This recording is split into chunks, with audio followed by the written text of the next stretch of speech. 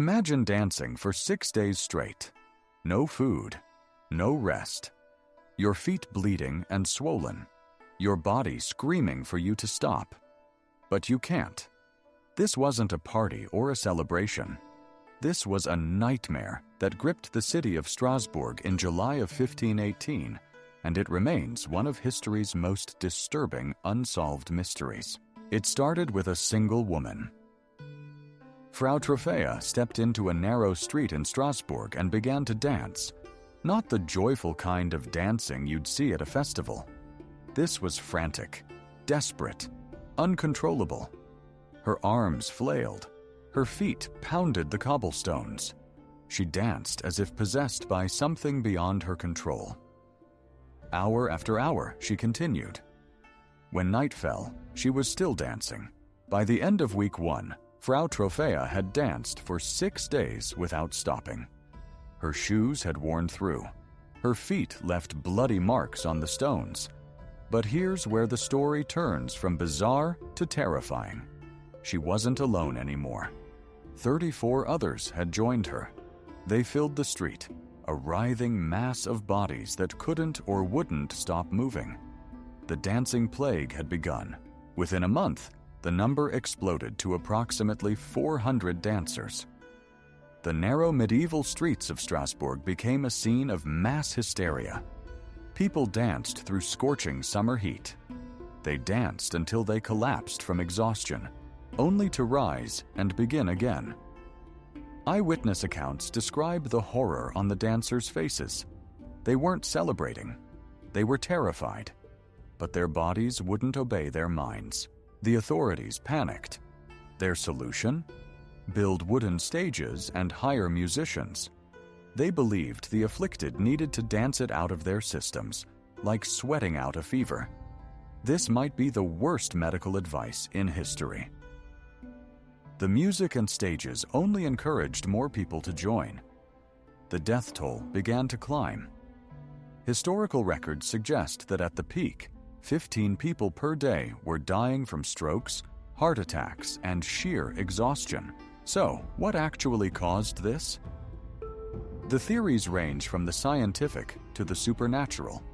Some pointed to ergot poisoning, a fungus that grows on damp rye and causes convulsions and hallucinations. But ergot typically causes limbs to constrict, not dance uncontrollably. Others blamed it on arachnid bites.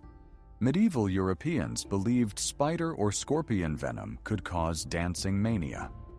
Modern scientists find this explanation unlikely. The most accepted theory today is mass psychogenic illness, a form of mass hysteria triggered by extreme psychological stress. Strasbourg in 1518 was suffering. Famine had devastated the region. Disease was rampant. People were starving and desperate. In this environment of trauma and superstition, some historians believe the dancing became a kind of collective trance state.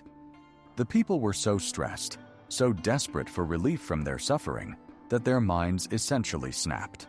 There's a dark twist to this theory. Many Strasbourg residents believed in Saint Vitus, a religious figure who they thought could curse people with a dancing plague as punishment for sin. The more they believed they could be cursed to dance, the more susceptible they became to the phenomenon.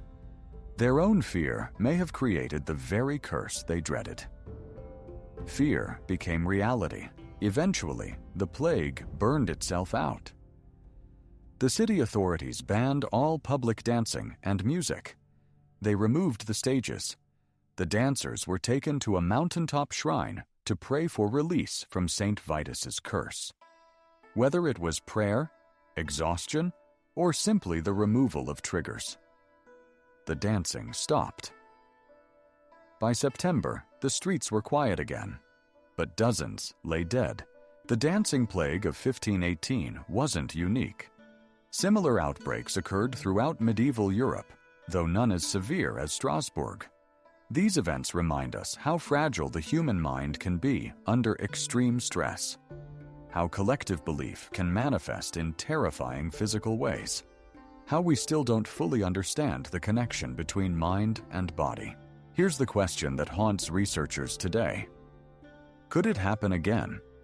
In our modern world of social media and mass communication, could collective hysteria spread even faster than it did in medieval Strasbourg? Are we more rational than our ancestors, or just one crisis away from our own dancing plague? What do you think caused hundreds to dance to their deaths? Let us know in the comments below.